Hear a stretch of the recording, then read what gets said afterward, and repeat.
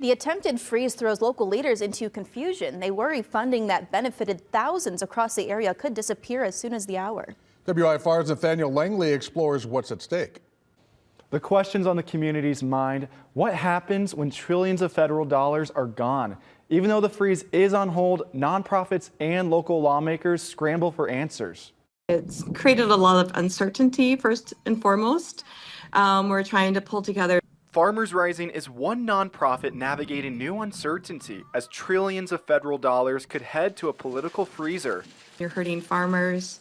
You're hurting the most food insecure in our communities. If grants aren't awarded, Batista claims nearly a fourth of her staff could lose their paycheck.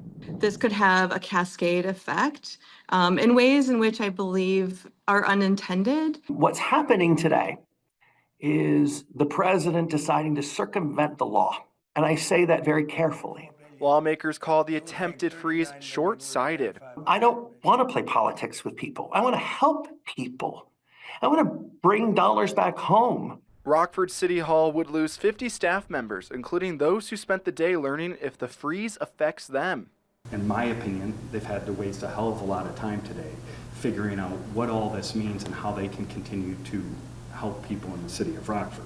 The Trump administration says only nonprofits promoting DEI or, quote, the Green New Deal will be impacted. I mean, I think we're a stronger community when we're more diverse. It's not under fire here.